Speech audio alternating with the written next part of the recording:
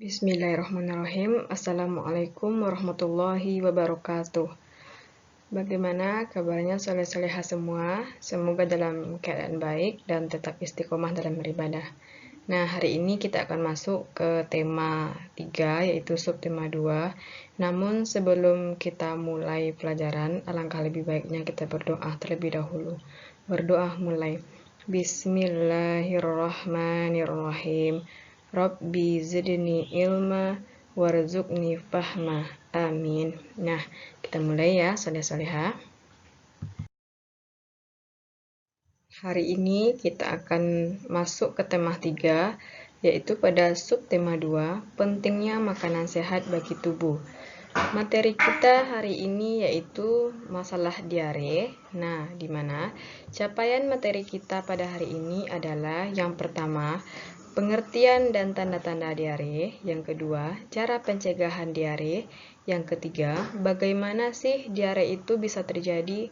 Nah, yang keempat, penyebab dari diare. Dan yang kelima, cara pemulihan diare. Nah, kita bahas ya, saudara-saudara.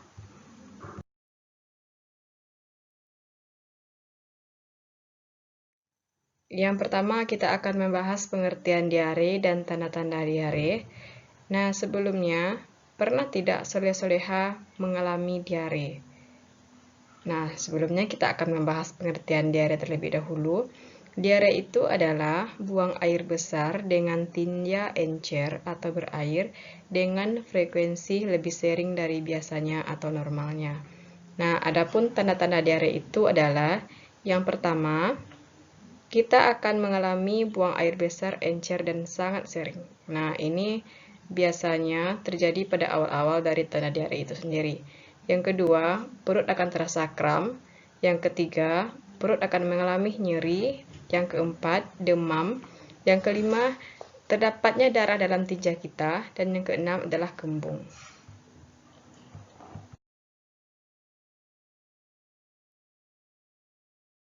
Kemudian, cara-cara dari pencegahan diare ini adalah di mana yang pertama, kita dianjurkan untuk minum air yang sudah matang atau air yang sudah direbus.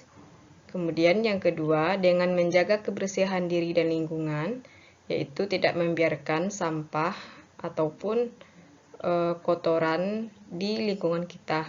Kemudian yang ketiga, mencuci tangan dengan menggunakan sabun. Nah, ini sangat penting sekali. Sebelum kita makan, alangkah lebih baiknya kita mencuci tangan terlebih dahulu. Ini sangat dianjurkan karena kita tidak tahu apakah tangan kita bersih atau tidak, apakah terdapat kuman atau tidak. Nah, kita sangat dianjurkan untuk mencuci tangan terlebih dahulu. Kemudian yang keempat, tidak mengonsumsi makanan atau jajanan sembarangan. Nah, ini sering terjadi di usia SD dengan mengonsumsi makanan atau jajanan sembarangan. Mungkin di jajanan tersebut terdapat kuman atau bakteri, misalnya makanannya tidak ditutup oleh si penjual. Nah, itu tidak akan tertutup kemungkinan makanan akan terkontaminasi oleh bakteri ataupun kuman ataupun debu yang akan menyebabkan kita menjadi diare ya, saudara-saudara. Nah, sudahkah soleh-soleha melakukan pencegahan diare? Kalau belum, dari sekarang mulai ya lagi soleh-soleha.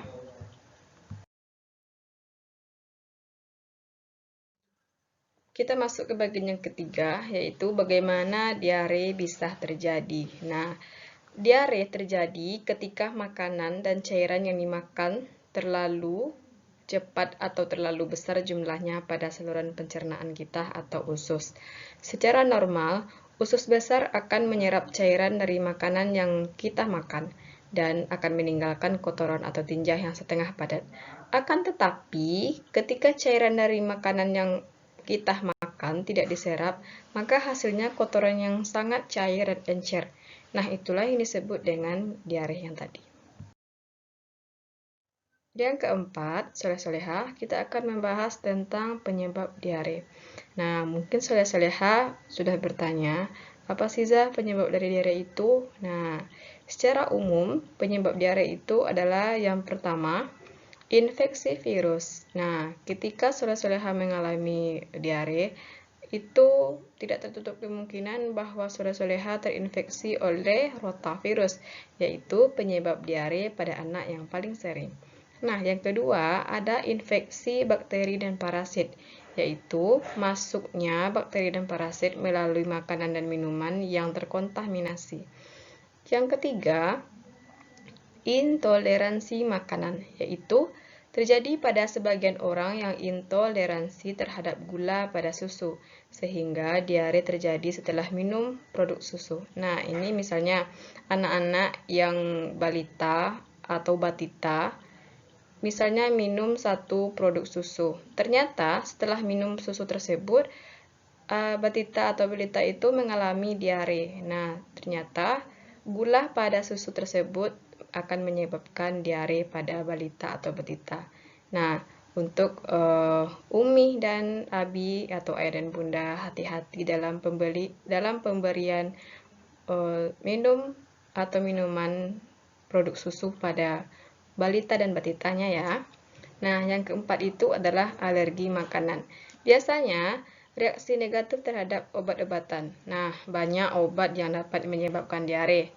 Biasanya alergi terhadap antibiotik. Kemudian, yang kelima, diare bisa terjadi karena penyakit usus, yaitu akan menimbulkan diare kronis dengan banyak penyebab lainnya. Dan yang keenam adalah gangguan usus fungsional, misalnya karena seseorang mengalami stres. Yang kelima, kita akan membahas tentang cara pemulihan setelah diare.